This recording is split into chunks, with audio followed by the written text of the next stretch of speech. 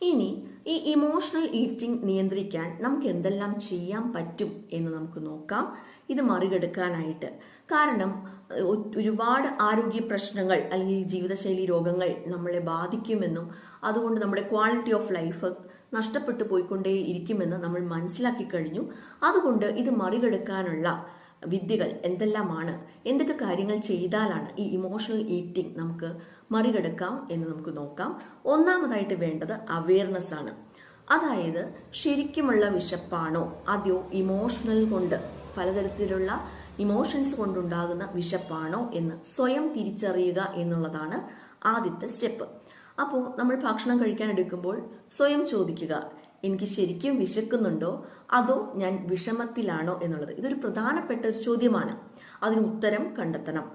രണ്ടാമതായിട്ട് ഒരു ഡയറി സൂക്ഷിക്കുക എന്നുള്ളതാണ്. നമ്മുടെ എന്താ പറയാ ഫുഡ്, ഭക്ഷണം കഴിക്കുന്നത് എപ്പോൾ കഴിച്ചു, എന്ത് കഴിച്ചു, എപ്പോൾ, അതായത് എന്തുകൊണ്ടാണ് ഞാൻ കഴിച്ചത്. അപ്പൊ ഈ ചോദ്യങ്ങൾ, അതായത് വിശന്നിട്ടാണോ അതെയോ, ഇപ്പൊ വിശന്നിട്ടല്ല, ജസ്റ്റ് ഒരു ക്രേവിങ്സ് എന്ന് പറയും, മധുരം, അപ്പൊ അത് കഴിക്കാനുള്ള അമിതമായ ആഗ്രഹം കൊണ്ടാണോ, ഓരോ ഇമോഷൻസ് മറികടക്കാനാണോ എന്നുള്ളത് കൃത്യമായിട്ട് ഒരു ഡയറിയിൽ കുറിച്ചു വെക്കുക എന്നുള്ളതാണ് രണ്ടാമത്തെ സ്റ്റെപ്പ്.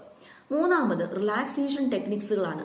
അതായത് നമുക്ക് അമിതമായിട്ട് ഉത്കണ്ഠയും അല്ലെങ്കിൽ പേടിയും മാനസിക പിരിമുറുക്കവും ടെൻഷനൊക്കെ വരുമ്പോഴാണ് നമ്മൾ ഇത് ചെയ്യുന്നത്.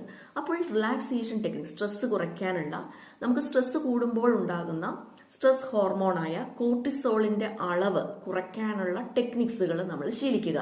അതിൽ ഏറ്റവും പ്രധാനപ്പെട്ടതാണ് മെഡിറ്റേഷൻ, ധ്യാനം.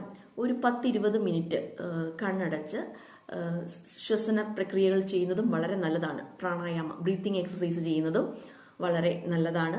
അതുപോലെ കുറച്ചു നേരം എക്സസൈസുകൾ ചെയ്യുക, 20 മിനിറ്റ് നേരം വ്യായാമങ്ങൾ ചെയ്യുന്നതും വളരെ നല്ലതാണ്. അങ്ങനെ ഓരോ റിലാക്സേഷൻ ടെക്നിക്സ് നമ്മൾ അറിഞ്ഞിരിക്കണം, അത് ചെയ്യുകയും ചെയ്യണം. അതായത് ഇപ്പോൾ മെഡിറ്റേഷൻ, ബ്രീത്തിങ് എക്സസൈസ്, അതുപോലെ യോഗിക് എക്സസൈസ് ഒക്കെ ചെയ്ത് നമ്മുടെ സ്ട്രെസ് കുറയ്ക്കാനായിട്ട് ശ്രദ്ധിക്കുക. നാലാമത് ശ്രദ്ധിക്കേണ്ട കാര്യം, അല്ലെങ്കിൽ നമുക്ക് ഉറക്കക്കുറവുണ്ടോ എന്നുള്ളത് പ്രത്യേകം ശ്രദ്ധിക്കണം. കാരണം ഉറക്കക്കുറവ് വരുമ്പോൾ നമ്മുടെ വിശപ്പിന്റെ ഹോർമോണുകൾ വർദ്ധിക്കും. അപ്പോൾ നമുക്ക് കൂടുതലായിട്ട് വിശപ്പുണ്ടാകും, നമ്മളത് കഴിക്കും. അപ്പോൾ ഉറക്കക്കുറവ് വരുന്നുണ്ടോ എന്ന് പ്രത്യേകം ശ്രദ്ധിക്കുക. ദിവസവും 6 മുതൽ 8 മണിക്കൂർ ഉറക്കം ലഭിക്കുന്നുണ്ട് എന്ന് ഉറപ്പുവരുത്തുക.